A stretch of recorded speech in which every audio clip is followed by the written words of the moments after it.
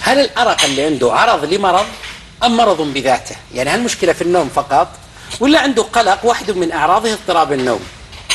ترى كل كلامي طريقة تفكير ولا لا؟ صح. هل عنده مرض جسدي واحد من أعراضه نقص النوم؟ مثلا في مرض يسمى بالعربي الاختناق أثناء النوم، obstructive sleep apnea، يعني ربما بعضكم يسمع الكلمة كثير. الاختناق أثناء النوم، من صح الترجمة ما أدري. يسمونه الجاثوم. ها؟ يسمونه الجاثوم. لا مش الجاثوم، الجاثوم أحد أعراضه، أعراضه تيجي الصباح، لكن مو الجاثوم، غير. في هذا المرض تقوم الصبح مهدود تعبان ما فيك حيل. ليش؟ لأنك تقطع نومك وبدون ما تصحى، كل ما بتدخل في النوم العميق ينقطع نومك. مرض الكآبة يؤثر على النوم، فالكآبة الشديد خليك تصحى بدري آخر الليل، تصحى 3 الفجر ما يجيك نوم. مرض القلق خليك صعب تدخل في النوم. إذن كل مرض له شيء مختلف. دكتور سم يعطينا. هو مثلا لو صار عندي بكرة بسافر مثلا، ولو وجهي لفراشي بدري وابي انام خلاص، وادري اني مشكله اني جالس افكر في السفر مثلا، احاول اغير التفكير ما اقدر انا قاعد اهرب منك، ما ودي اسالك، اخاف احرجك. تبي اسالك سالتك عادي، اسالني عادي ما في غطاء. لا ابدا عادي زين. طيب اكمالا للتشخيص اللي قلت لكم مشخص، انا ما عالجنا شيء. هل الحالة الارق هذه مستمره عندك ولا احيانا فقط في المناسبات هذه؟ احيانا في المناسبات. طيب اذا ليس عنده الارق المستمر. طيب هل يحدث فقط في الحالات هذه ام في حالات اخرى ايضا، او فقط عند السفر، او اذا عندك شغل الصبح مهم؟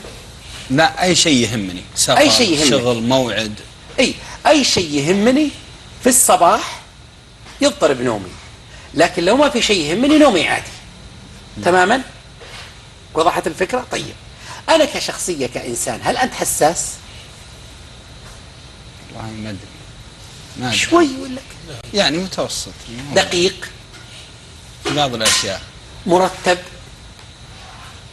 بزيادة يعني؟ لا تحب الحوسة؟ والله احب الحوسه. ايه لو عندك مواعيد، خل بالليل بغيت تنام، لو عندك مواعيد مثلا بالنهار دقيق في وقتها والتزام بها جدا جدا. لو واحد جدع عليك كلمة في المجلس تأثر ولا؟ نعم. إذا حساس. طيب هذه لمسة محمد لك لأن تبدأ تتجه للمرض النفسية. سألته أنا حساس قال ماني حساس ولا لا؟ والآن رجعت سألته من الباب الخلفي ومن النافذة طلع أنه حساس. إذا في مهارات العلاج النفسي، ولعل ربما بعض شبابنا المختصين المبتدئين يشاهدوننا، في مجتمعنا الخليجي لاحظته والعربي عموما لازم السؤال تعوده مرتين بس مو على طول بعده، ما يعطيك إجابة من الباب الخلفي. قد لا يفهم سؤالك أو لا تحسن سؤالك أو يفهمه لكن يصير مركز على حدث معين في باله. تماما. تحب كل شيء مرتب منظم أمورك ولا تحب اللخبطة؟ لا لخبط صراحة. أرغب لك أريح لك تريحك. يعني جيت لمكتبتك مثلا تحب الكتب مرتبة كذا حسب فهرستها وكذا ولا تحبها من الداخلة؟ إذا خلصت من الكتاب حطيته على الطاولة ومشيت. ولو زوجك رتبك يضايق ولا لا؟ لا ما يضايق. وحبيت تبقى مخربطة ولا مرتبة؟ لا أحب لي طبعا أنها تكون مرتبة بس أنا ما أرتب. أنت ما ترتب. طيب لو مثلا مرتبين أغراضك ترتيب عام ولو خربطوا الأغراض داخلها ببعض يضايق ولا عادي؟ أحيانا يضايقني. مواعيد الطيارات تهتم فيها بدقة وزيادة؟ ماني بسافر بالطيارة إلا قليل. ليش تخاف منها؟ لا والله بس دائما بر. ما حد يسمعنا. تخاف منها؟ لا والله ماني بخاف منها. سافرت بقى كثير بس إنه يعني. وش يقول عنك اخوياك مثلا؟ اسمه الكريم ترى نسيت. أسامة. أسامة والله ما مثله بس في عيب كذا. وش العيب اللي يذكرون أصحابك إذا تسمح لي بالسؤال؟ والله ما أدري يسأل ترى أنا محمد ترى يعتبر من أصحابي اللي أنا دائما. الحالة واضحة بس أنا قاعد أدرب يمكن انتبهتوا عشان أدرب. ما أدري محمد اسأل محمد احتكاكي به كثير. ما أدري وش العيب. شو عيب أسامة مثلا؟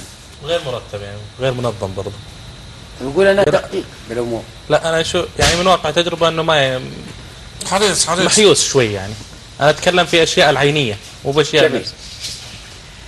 أخونا أسامة ما الذي عنده بعض سمات الشخصية القلقة. هناك ما يسمى الشخصية القلقة. هذه الشخصية القلقة صفاتها ما يلي: حساس ربما جدا حسب شدتها، دقيق، مرتب، منظم، مواعيده مرتبة، إذا كان عنده شغله الصباح يمكن ما ينام بالليل يتوتر، عنده شغله المساء لو كان مثلا الحرمة زوجة عازم من واحد من الرياض تلقى الرياض كلهم عندها ينشغل البال. هذه الصفات الشخصية بشكل عام. تكون الشخصية دي حريصة أكثر من اللازم في المصاريف وترتيب المصاريف والتدقيق وهذه الأمور. بعض الناس يوجد عنده بعض سماتها مش كل سماتها، أنت من هؤلاء البعض، وتركزت في مسألة المواعيد. فإذا عندك موعد يكون بالك مشغول له، إذا وافقت قبل الموعد هذا النوم توتر النوم، وإن لم يكن النوم لنفرض الموعد المغرب وأنت الصبح ولا عندك نوم، يصير راسك يفكر يدور حول هالموعد هذا كم مهم ولا لا. صح. لكن ما بطريقه نوم فما يتأثر النوم، لكن تأثر الأمور الأخرى، تكون نفسك مهي باللي أنت خابر لك عليها شوي. وإذا كان الموعد مهم والقضية مهمة ربما شهية كذا الأكل مهي باللي أنت خابر ولا لا. نعم. إذا نفسيتك وشهية الأكل تأثرت لأن هي الفاصل بين الصباح والمغرب، لكن لأن الموعد الثاني ذاك الصباح، فما الفاصل بين الليل والصباح؟ النوم، فيظهر العيب فيه. طيب وش الله تعالى. نجي للحل. الإشكالية الآن هي سمات شخصية لكن من النوع اليسير، بدل محمد ربيزك ما لاحظها ملاحظة كبيرة. هذه بمهارات العلاج المعرفي بشكل يسير تماما. إذا عندك موعد معين، مهارات معينة لترتيب هذا الموعد. أولا دائما تنسق مواعيدك بشكل مبكر، هذه واحدة. الأمر الآخر تبدأ دائما إيجاد منبهات معينة أو آليات معينة لهذه المواعيد، كيف أحقق أعلى درجة من التوفيق فيها. إذا والله خايف أن أقوم أحد يصحيني، خايف أن أنسى وش بقول أكتبه بالنهار السابق مو بالليل أقدر أفكر فيه، وقس عليها أي وسائل تناسبك وتريحك أنت. لنفرض فشلت يا أسامة ما قدرت بهذا كله، قد نضطر نعطيك من الأشياء اللي تدخلك في النوم تماما، مجرد مثل المفتاح تدخلك في النوم في فترات الأزمات هذه فقط، ثم تتعود تدريجيا وتترك هذه الحبوب وتسلك. استخدام بنادول نايت والأشياء هذه اللي تنوم. أصحاب النفس القصير اللي ما فيهم حيل على التدريب لجأوا لهذه الطرق، شراب الكحة، بنادول نايت وغيرها من الأمور تماما يلجؤون إليها. أنا أقول الكسول اللي مو مستعد يعالج تبي تسلك له الأمور.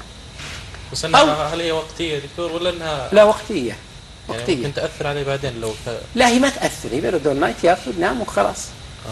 بس إذا كيف يستخدم مثل القضية تكرر كل شهر شهرين، تزود يعني إذا كانت تكرر كل شهر شهرين تماما فهي قليلة نادرة، لكن عنده أرضية إنه ممكن لو جته مصائب معينة عنده زي بيت العنكبوت ممكن ينهدم بأي لحظة. بس